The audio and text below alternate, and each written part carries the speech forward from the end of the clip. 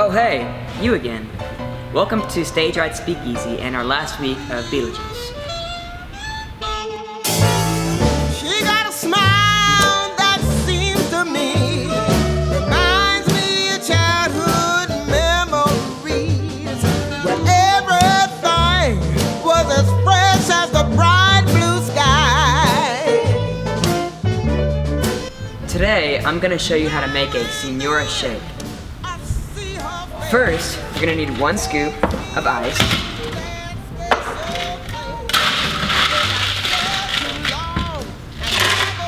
a pint of ice cream,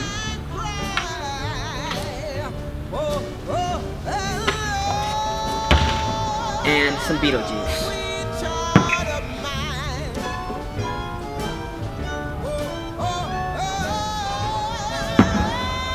Mix it up.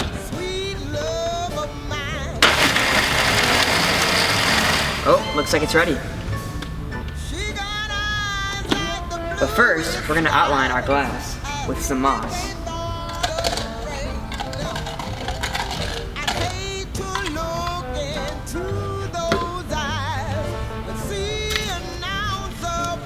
There you have it, a Senora shake. So we all like to think that we make thoughtful, intelligent decisions, but the truth is we don't. We make emotional decisions, and then we use our intellect, our thoughtfulness, to come up with reasons to justify our decisions. And so, because we make decisions emotionally, one of the best ways to really communicate with people is story.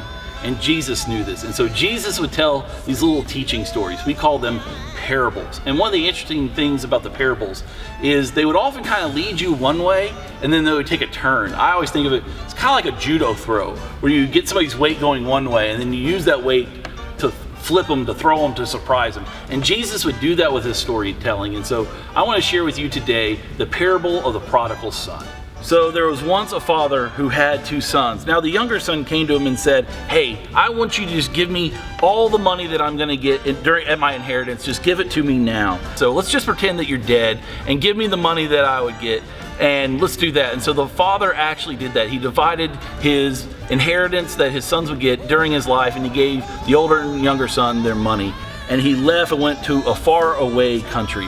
And he went out and he just spent all the money on wild living, wine, women, song. He partied it up. He had party friends. He did all of that stuff. But soon after that, a famine came to that country.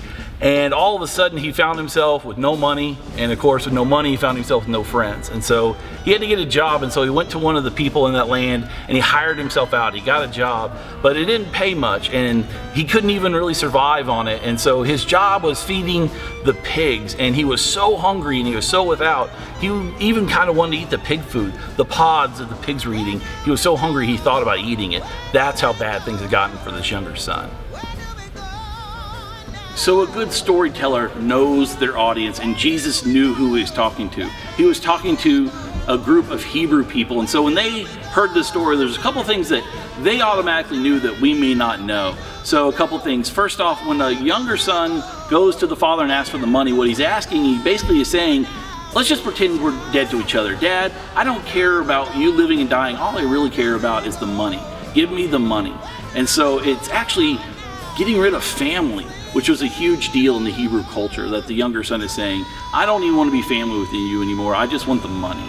And so then he takes the money and he goes off to a foreign land. And that was a big deal to Hebrews. Hebrews had the promised land that God had given them. So he's not only leaving the family, but he leaves the promised land that God had given. And he goes out and he spends all the money, wine, women, song, right? And that was an issue for Hebrews. So the Hebrew people believed in saving money to pass down to the next generation. Everything was about what you could pass to the next generation. And so this younger son doesn't do that. He's selfish and self-absorbed, and he just thinks about spending the money on himself. And then we find he ends up working with pigs. And so for the Hebrews, working with swine actually made them ritually unclean, which meant he couldn't go to God in worship. He couldn't go to the temple, that he would have to be purified first. And so what we see is the younger son is abandoning his father and his father's house. His father's house was his whole way of life, everything he knew. He abandons his father's house, but he even abandons his relationship with God. And so this younger son has really gone off the rails, and it's gone about as bad could be for a Hebrew hearing this story. So one day the younger son realizes, he says to himself, "Self, this is pretty bad. I could go to my father's house. Man, the people that work for my father, they live better than this. Man, I could go back and say, don't treat me as a son, but at least hire me as a hired hand." But when he's down the road, his dad sees him when he's a long way off, and what you realize is the father has been waiting to see the son. The father's been waiting on the front porch every day since the younger son has left, and the father's waiting to see the son, and he runs out to him. He doesn't just see him, he runs out to him, and he hugs him and he kisses him. And cut. So you expect the father to run out and to criticize him, to say, "I told you so," to be harsh to him, to be mean to him. And you should expect that if you're a Hebrew hearer of the story, because I want to share with you what it says in Deuteronomy 21 about how to handle a rebellious child like this younger son. So in Deuteronomy 21 verse 18 it starts, "If someone has a stubborn and rebellious son who does not obey his father and mother and will not listen to them when they discipline him, his father and mother shall take hold of him and bring him to the elders at the gate of the town.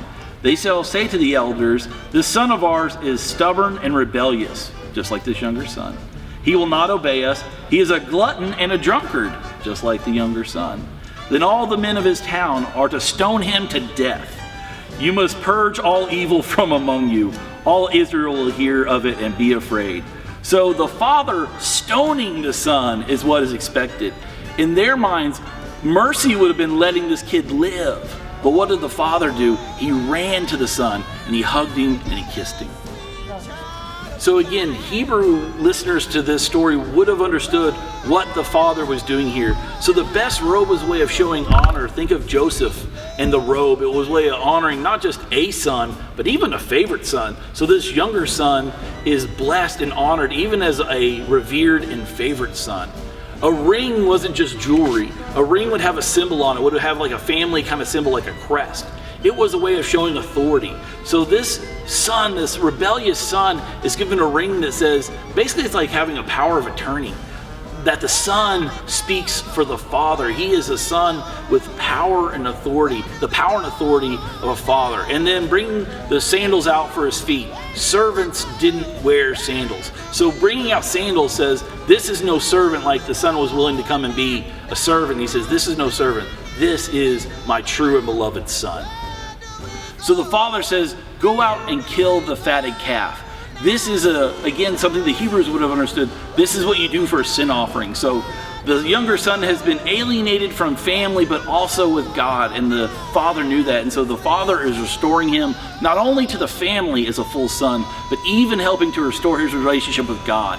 The killing the fatted calf, it's for the feast and the party, but it's also before that, they're going to make a sin offering to restore his relationship with God. And so the younger son is truly coming home. So the older son, he's out in the field, he's out working, and he hears all the partying going on. And so he calls one of the servants, he said, hey, what's the deal? And he says, oh, you didn't know? Your brother's back, and your dad is having a huge party to celebrate. And what does the older brother do? Does he celebrate that his brother's back? Of course not. What does he do? He gets angry, he gets furious, and he refuses to go back inside. So he's basically outside pouting. And finally, the dad comes out to him, and he just gets angry. He's like, this son of yours, he won't even call him his brother. He's like, this son of yours has wasted all the money. He told you he was dead to you. He did all this stuff, and you welcome him back?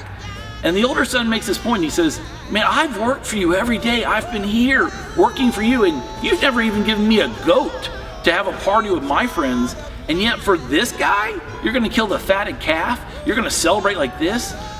Why don't you love me as much? And so the father's like, we have to celebrate. Your brother was dead, but he is alive again. He was lost, but he's found. Everything I have, everything that is mine, your brother's not going to get that. That's yours. But let's celebrate. And so, it's that this older brother, So this is what we get in this part of the story, is that the older brother is in his father's house, but he isn't home. He isn't doing all this hard work, out of love for his father. He's doing it out of self-seeking reward for himself. And so he can't celebrate that his brother has returned, that his father has regained his son. He can't celebrate that because all he's doing is thinking about himself. That even though he's there, he's not home. So in 1 Corinthians 13:2, it says, we can do all these things, but without love, it means nothing. And so even though he's done all this stuff for the Father, he's done it without love. And because of that, he isn't himself truly experiencing what it means to be home. All right, I love that as I've moved around, little stars are now on the paper. It's glitter. So Lydia doesn't feel at home even when she's at home. And I think a lot of us can relate to that. I think a lot of us have felt like we just didn't belong and that things weren't clicking for us. And I think her dad doesn't know how to communicate his love for her. And I don't think she can hear that. I don't know if she knows how to receive and hear and experience his love. And I think this happens a lot for people who are going through loss and grief like Lydia and her dad have. So in the musical, throughout the musical, we see that she is cared for. She doesn't feel loved, but she is cared for. You know, she runs away. She runs away from home, but the truth is home goes chasing after her, even into the afterlife. And so I wonder if Jesus didn't tell us this story so that we could feel love. Maybe we're the younger brother, maybe we're the older brother, but the truth is maybe we don't feel that we're at home with those in our families or at home with God. And so Jesus shares this story about the Father with us today. And just remember this, and I think this is the thing that Jesus wanted us to take away from the story. The Father is sitting on the porch.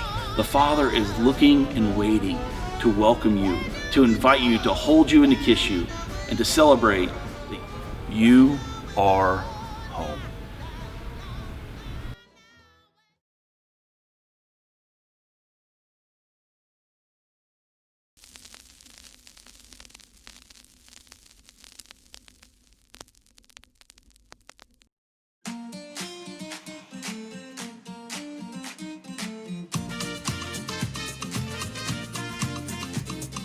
Shake, shake, shake, Sonora, shake your body line.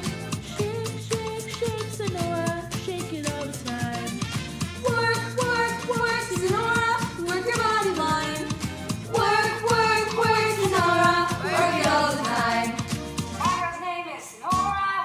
I tell your friends I adore her. And when she dances, oh brother, She's a hurricane in all kinds of ways. Jump in the line, rock your body in time. okay, I believe you. Jump in the line, rock